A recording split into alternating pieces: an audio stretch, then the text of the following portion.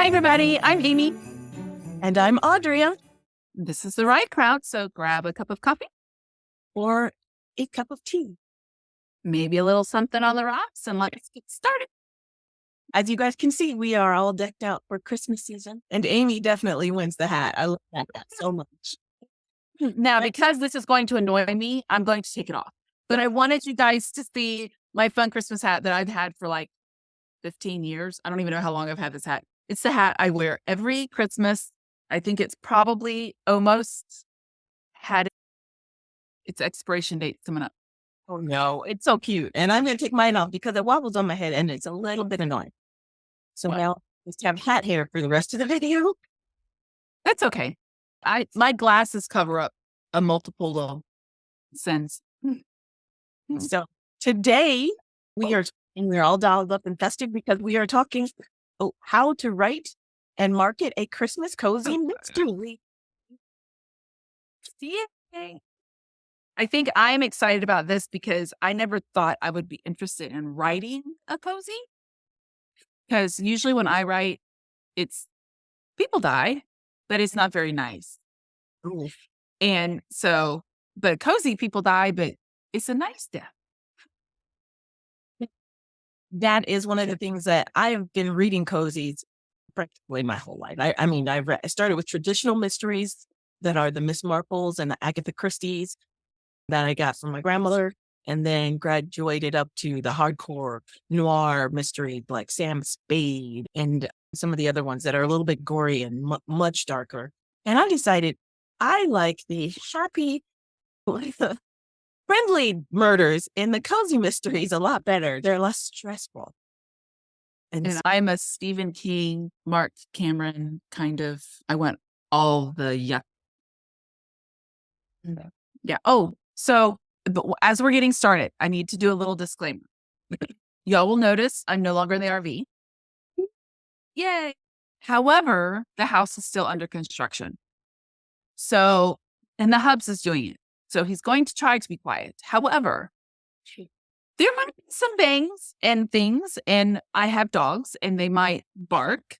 So a little grace while we do a couple of these recordings the next couple of weeks would be fabulous. Thank you very much. So I heard my husband close the door and I was like, I need to say something about, I'm recording in a construction zone. Fair enough. And I have an attack cat and I don't know where she is or when she might spring out. Maybe she won't. I hope she does. I hope she does. So I hope she does and scares you. Oh, well, that would, yeah, it would. He is a little creepy. He's a Devon Rex. And he's my first, I know we digress, but he's my first Devon Rex. I've had cats before, but I've never had a Devon Rex, which he was kind of a rescue. And he is adorable and kind of spooky looking. So I'll have to put a picture of him on our Facebook page. I think he's adorable. You're cute. You're welcome. All right. So going back to gory details. That's right. We have a point. Okay. We're doing stuff. Going back to the gory details of murder. One of the things about a cozy mystery is the expectations that are the reader expectations around a cozy and the things that set cozy mysteries apart from your traditional or thriller type mysteries. And one of those things is that there are no gory details on the page. Murder is often off page, or if it's mentioned, it's very little like, oh, he was stabbed with a knife pick, huh? And then they move on. There's no blood splatter or CSI details or any of that stuff, even if it's a gunshot. But it's a very delicate handling of the murder itself. Yes, which is the original one. The first time I read a cozy, I was like, they mentioned that she opened a door and there was a body on the bed. It was her house and she didn't know who this person was. And then she closed the door and that was it. That was all they talked about. And I was like, I want to know, like, what did the body look like? Was there any evidence left behind? Like, what were all the things? And they know. The next thing you know, the body's been moved and they're all sitting around her living room, sipping coffee and drinking eating scones. So I'm like, very different than the kind of mystery. However, her book, who's it? Okay. T. Lockhaven, let's say he was by. got me thinking, and I started one. I'm writing one, which is kind of different for me. But Audrey has brought me over to the dark side, or the light side. the light side. Light side of murder. So the other things that set cozy mysteries apart are they're usually family friendly. So you can hand a book to your grandma or to your 10-year-old usually, and they're family friendly. There's usually no curse word, even though, no curse words in the cozy. You'll get very bad reviews if you've even got a D word in there, let alone an F word or any of the other expletives. So no curse words, no sex on the page. There may be a romance, but it's light. The mystery is at the heart of the book, and it is most important to your cozy mystery readers. Cozy mystery also usually take place, and T. Lockhaven explains this a lot of this in her chapter 1, but they take place usually in a small community, like a small town. But they could be, I've read some cozy mysteries set in big towns like San Francisco, but then the community is insular. So it's one specific neighborhood in San Francisco where we know everybody, they're quirky characters, and it's they've made it into a small community inside the big town.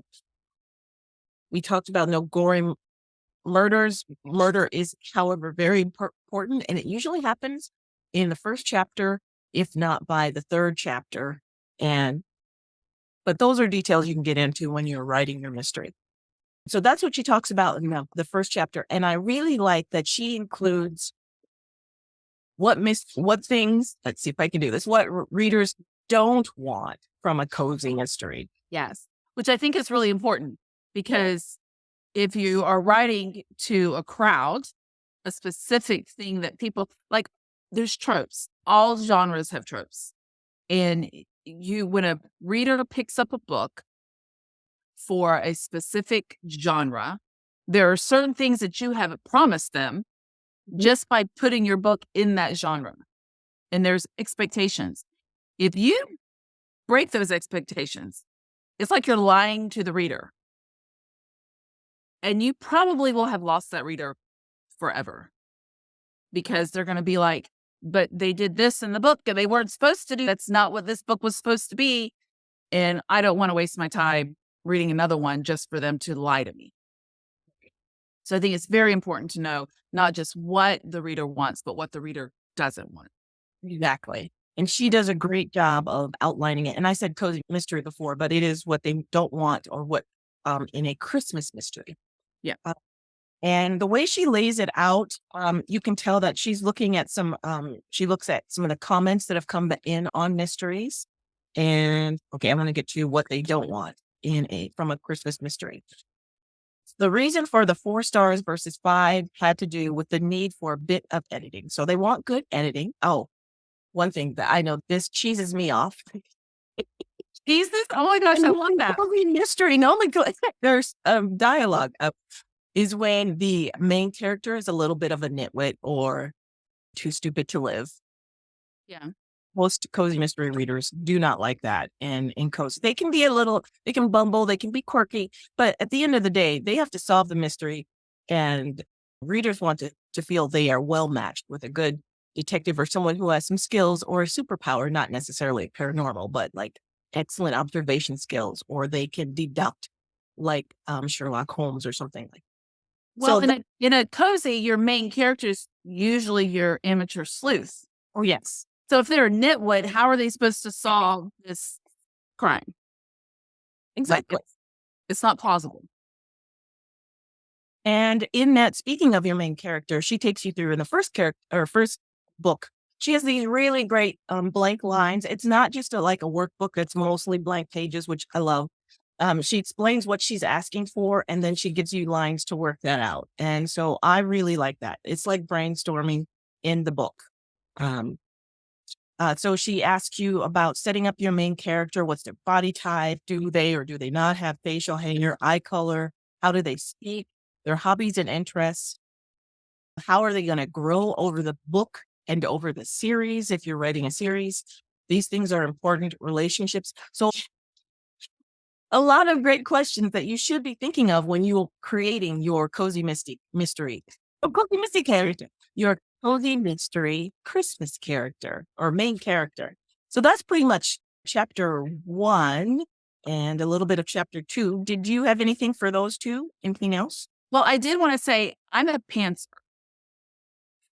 And I found this helpful for fleshing out my character when I was writing in multiple different places. And I found that when I came back and looked at what my original thought was, some of these things I didn't keep, but a lot of them I did, but I didn't think of them until like I wouldn't have thought of it if she hadn't asked the question. Yeah. So if you are a pants, don't let the fact that she asks questions throughout the book and has you flesh things out, don't let that deter you because it's actually helpful to get some of that in your brain. Because when I write, I'm very like, as it comes to my brain, I put it on paper. So if I've already fleshed out some of these things, when it comes to something I'm writing, then all of a sudden what I'd already thought about will become part of the story. But I wouldn't have thought about it if she hadn't have. Like, I'm writing about a girl that owns a bakery in St. Augustine. But I wouldn't have come up with that if I hadn't already fleshed it out in her questions in this book. So I'm just saying, don't let it scare you. Yeah.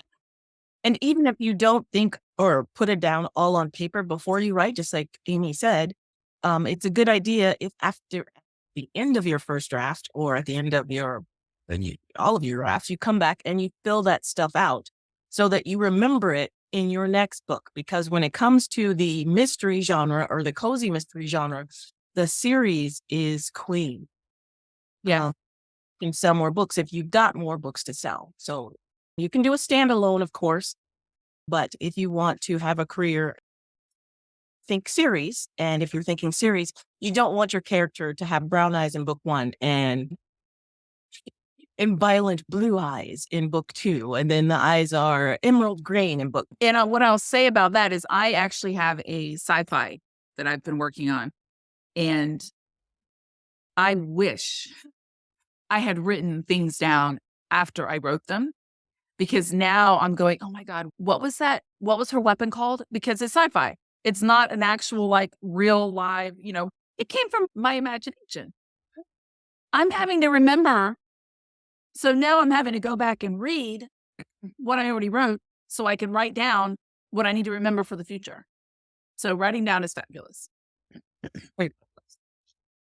All right, we move into chapter 3, which is world building. And at first, when I looked at that chapter, I'm like, world building. I'm writing a cozy Christmas mystery, cozy contemporary Christmas mystery. So I don't need, it's not paranormal, it's not sci-fi, it's not any of those things. So I don't need to build my world. However, as she points out, there are things that are in your world that you need to keep track of. For example, your detectives' names, and if it's a small town and they're using the sheriff rather than a police department, and what stores or what's in the vicinity. If she's going to go to a big town, what's the name of the big town down the road? And does she live in an apartment? Does she live in a cozy little cottage by the sea? All of these things you need to have thought about either before you start writing or, as we said before, if you're a pantser, come back and put them on paper so you can remember. Yeah. And I also like that one of her things that she said is create a travel journal or a Pinterest board as you're going along, because if you tell your readers that you've made this, they'll actually go on and follow and share, and then you can reach more readers because of the people that know them based on the things that they're sharing off your Pinterest board. So I thought that was cool. That was a cool idea. And I did start a Pinterest board for my Maxa Murphy series based on that. And I'd gotten some in other classes that I've taken or webinars, they've mentioned the Pinterest board. And it's so fun. I love Pinterest. So give me an excuse to make a Pinterest board, please. The other thing I want to point out where she talks about this is if you are using a real city, you best be getting it right. So I used to live in Georgetown, and there is a series of books that I used to read all the time. And he mentioned a street. And I was like, wait a minute. I know exactly where that is. And you know that if he'd gotten any of the points wrong around that street that I was very aware of, I would have made a stink about it. So I know yours is a real city that you're writing. Mine is I made up one of the towns, but she's moving to a real town. She's moving from Chicago to a real place, but on the way she stops in a fake town, which she's going to be returning to that fake town. It's a town in South Dakota. Right. So when Audrea writes her fake town, she can make it whatever she wants. But when her character moves to a real town, she's got to make sure those streets and those buildings and everything are accurate. Mine is set in St. Augustine. It's a good thing I live near St. Augustine because I would be in trouble if I didn't, because there's a lot of little quirky things in mine that I can tell you right now, because it is a tourist place, even if it was someone who doesn't live here, if someone picks it up that's visited here, they're going to be like, that's not there. I don't even know what that bridge is. Are you sure you're in St. Augustine? So make sure you get it right if you're writing about a real place, because that will turn people off as well. It'll yank them out of the story. You want to keep them on the page, in the book. And if they have to go, hey, wait a minute, is that on the book? I don't think it is. Let me go look it up. They're probably not coming back to the book after that. Or, they've yanked them out. So one of the things that she gives a list of in the book is examples of public places in a community that you should have, that you may have included in your book. So that's all about the world building. She suggests creating a map. And now with tools and technology available to us, you can create a visual of a map, and you can keep it handy of your town. 'Tis the season. Yes, 'tis the season. All right. So those are the first three characters. And as usual, we do want to say that if we like a book, we're going to suggest you buy it. And I suggest you buy this one if you have in mind to write and market a Christmas cozy. It is very well done. One of the things, it is a larger book, and it is almost workbook size. And like I said before, she gives you some space to write things out, but it's chock full of information, lots of stuff that I've highlighted, and lots of great information about the genre and the subgenre of Christmas mysteries. And her font is a little bigger, so it's not as intimidating as it looks. Right. Yes, it would be a smaller book if she chose a standard font. But I have to admit, I did not mind. It's not large print, but it is a larger font. Okay. It's easy on the eyes, guys. It's easy on the eyes. And easy to, there's lots of information. Okay. And then the next chapter is chapter 4, where she goes into the murder and the mayhem.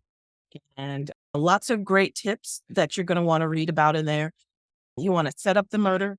I declare, y'all, as Amy said, she's a pantser. I would characterize myself now as a reformed pantser, because I was a pantser from day one. That makes it sound like it's bad. It's not bad. It's not bad. But trying to write a mystery as a pantser was so tough. That's probably why my book is not out yet. If I was making stuff up, and then I'd get to the end of the book and think people said, well, that wasn't in the first part. Why? Like, well, you're going to be detailed about.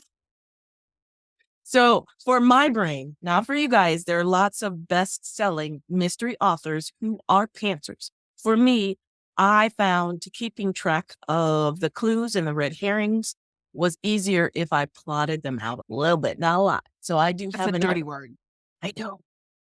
I do have an outline, but the thing about my outline is it changes as I go along. So if I write and pants my way through a chapter, I go back to the outline and put that stuff in. But going back to T. Lockhaven's book. Yes, Amy? I have to say that sometimes I dream of having an outline because I think it would make it so much easier. But then when I sit down to do an outline, I'm like, I don't even know how to start this thing. Whatever. And then I'll just go back to writing. So I dream of having an outline. Maybe I'm a pantser that really wants to be a plotter. but I don't want to go through the hassle of plotting, so I just can't. That could very well be. And you're right. We need to get back to the book. I will stop. This is all good stuff. This is what we're here for, you guys. We are the right crowd, as we said, and we do book club type reviews of writing craft books and schools and classes and all that stuff. So it's just, it's just us hanging out. So the next chapter she asks you questions about how your victim was murdered. Who was the murderer? Dun, dun, dun. Should know this, although I've written books where it changed by like chapter 15. It was like, wait a minute, who is this? Where did this guy come? Oh, I'm glad you said that, because she actually points out in here that you can't have a random person just show up like you can in another murder mystery where it was a random person that drove by and noticed these two girls walking down the side of the road, and then all of a sudden the girls are gone. But that guy is never mentioned again until the end when you find out that he's the one who killed them, right? You can't do that in a cozy. Cozy readers need to be able to figure out your murder. You cannot throw random people in there at the end and say, oh, this guy did it. You can't just randomly throw some guy in there and say that he's the one that murdered whoever, because you're going to make some people mad, and they're going to be like, that was pointless. Like, how did she expect me to figure that out if she used some guy that she randomly mentioned on page 3? Like, make sure that it is figure outable to your. It's very important for a cozy. They need to be able to figure out the murder before you say who it is. Now, they don't need to figure it out the day, the page after it was committed. Like, there needs to be some mystery there. But before you say it at the end, they need to have an idea or close to an idea of who you're going to say actually killed whoever. Exactly. They need to, it's called playing fair with the reader. These are mysteries. These types of mysteries are viewed as puzzles for readers to figure out. And they can only figure them out if they have all of the clues. Now, you can put the clues on the page, but obscure them. And there's ways of doing that with red herrings, by downplaying some of the clues and things like that. There are ways to do that. And she mentioned some of that in the book, in a book about red herrings and so forth, and hiding clues. But she needs you to figure out all of that stuff about your murder and your victim and your murderer, and figure it out beforehand or on the page as you're writing the book. And then it comes to plotting the murder and the mystery. And what's great about this book is, unlike some other craft books, is she gives you an example of a cozy Christmas mystery. She starts from page 1 with you with an example of a cozy Christmas mystery. And then she says, now here's the character, here's the victim. And then it's like plotting along with her. So it's really great. There's that example right there on the page. And then she writes a little story based on all the information that you guys have talked about so far, which is cool. And I think it's great. Yeah, I thought it was great. And she tells you how to summarize our basic summary of the ending. And if there are multiple mysteries, how to plot those. And again, about the multiple mysteries, some books, there's only one murder, which in the biz, we call a body drop.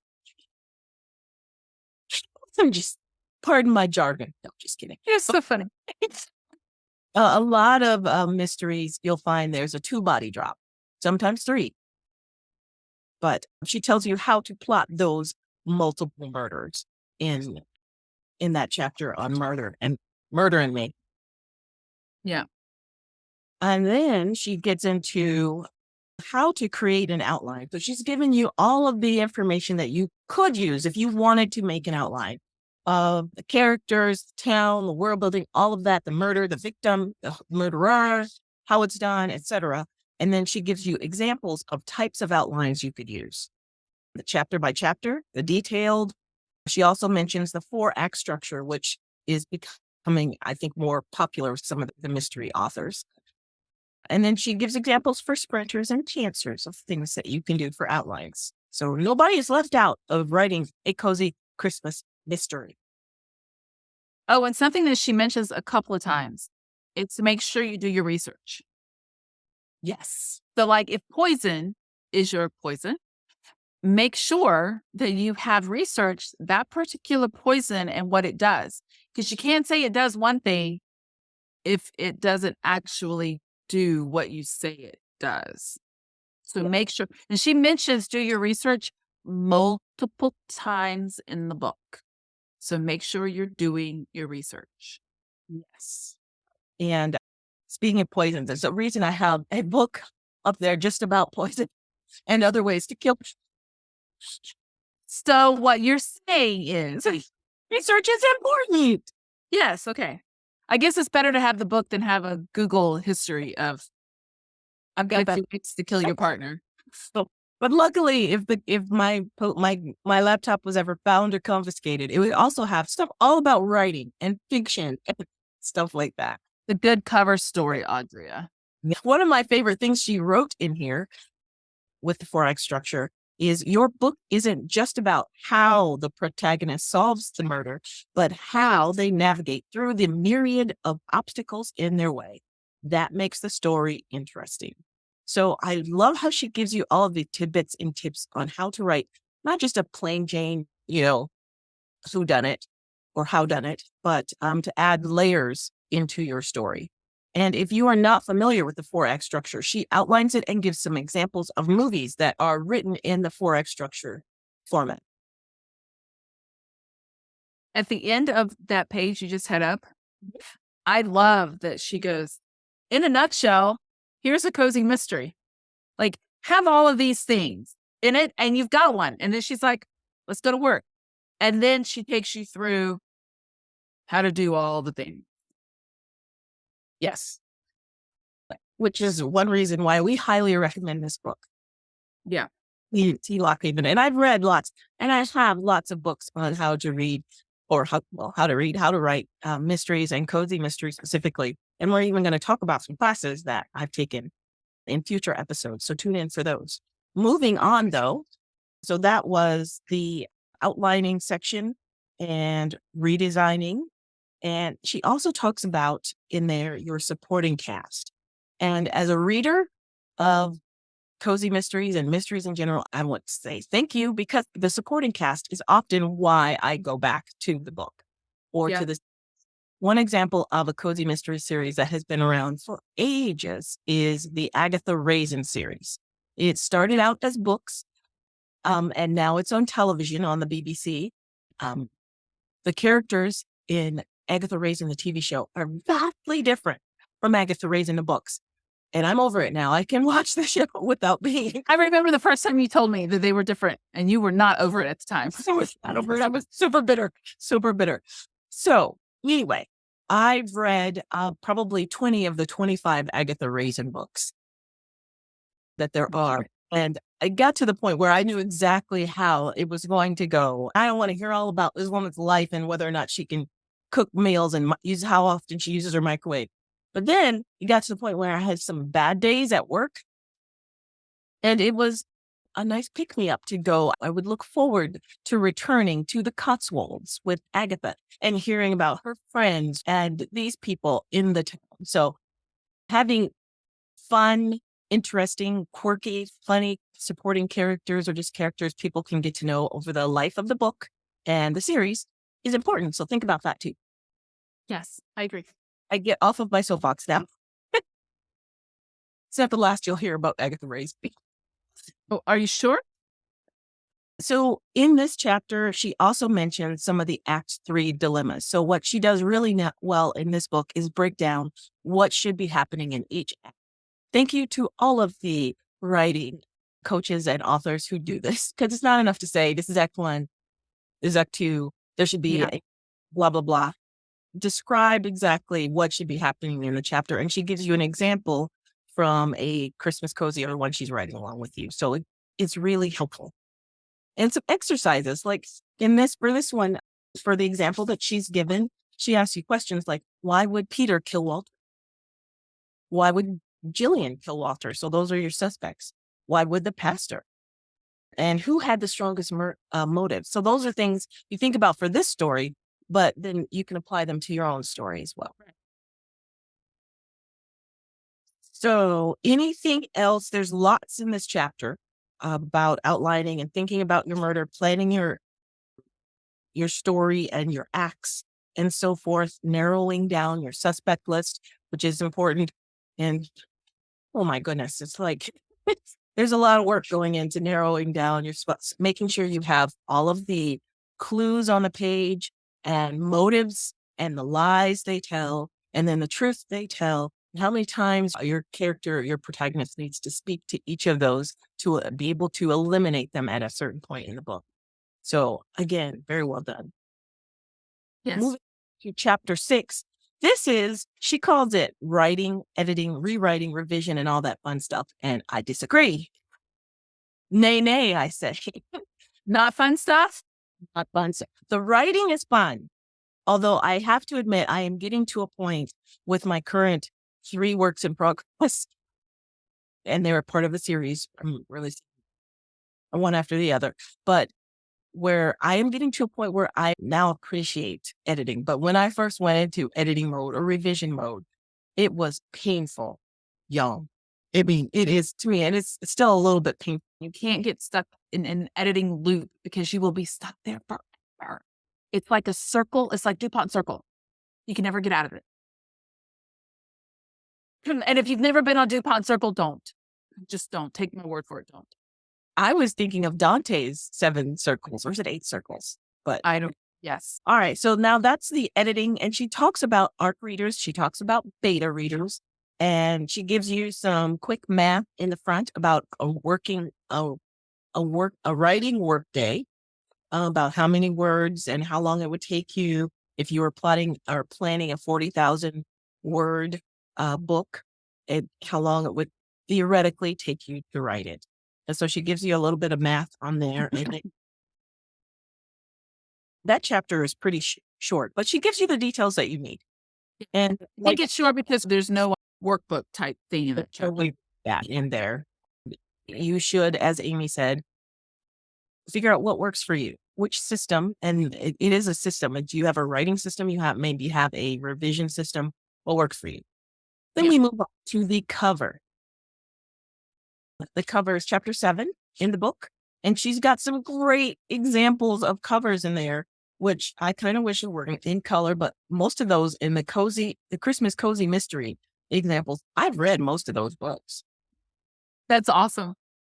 And then there's the chicklet up above, which is funny because I have read a lot of chicklet, and I've read a lot of cozy mysteries and traditional mysteries.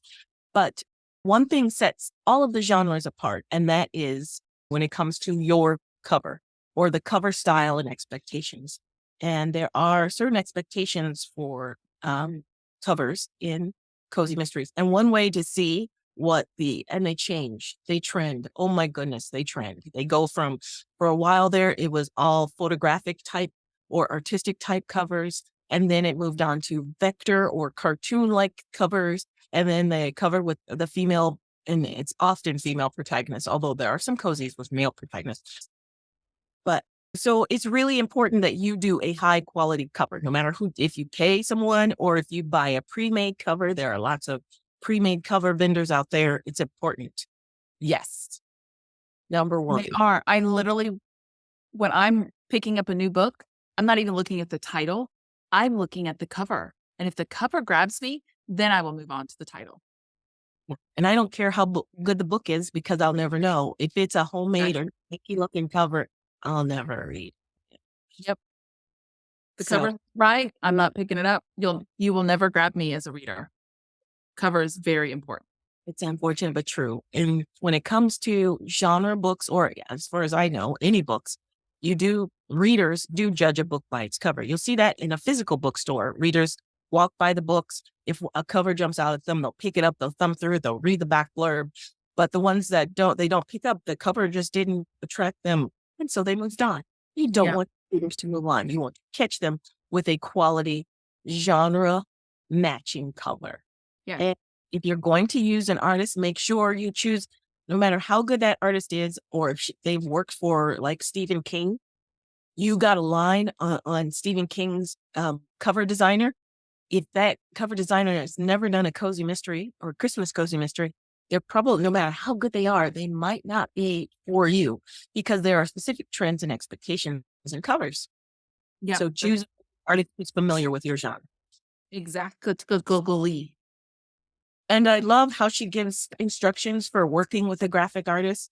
And I was lucky enough to get some instruction on how to not work with a graphic artist before I found the person who does my covers. So I had a little bit of a head start in knowing how not to annoy them and have them not want to work with me. But she gives you steps and instructions on how to work with a graphic artist. And because you want to be fair, your graphic artist, that's how they make a living. And so you want to be fair to them and use their time well. And when you go to the table, you want to have an idea of what kind of cozy Christmas, what kind of book you're writing. You want to know what the expectations are. You want to have seen some examples and maybe be able to give them some, like, I want my cover to look like these. Here are 3 books that are similar. I want it to kind of look like this. They're not going to duplicate it, but it gives them an idea of what you're going for. So there are lots of other great tips in this book that you can use. Something I want to point out about covers. Say you pick somebody and they're working it and it's just not working. Move on. Yes. Because what will happen is you'll use them for that first book. You won't use them for the second book, and you'll end up having to pay the person doing the second book money to redo the first one so it matches what you're looking for. Now you're double paying, and you're going to end up paying for a product you never liked in the first place. So just make sure whoever you pick, there is an understanding that they got to get it right or you have to find someone else. Like, don't do one of these no money back, whatever. Like, make sure that when you pick and you do your contract with them, that it covers. If they can't get it right, you can move on. No harm, no foul. And there are some things that you should have in mind when you're working with them. And she covers a lot of them, like what's their turnaround time? If you've got a book that it's October 1st and you need to get that book published and on Amazon by November 20th, you can't have a graphic artist whose their lead time is 3 months and then they need 2 weeks to work on your book.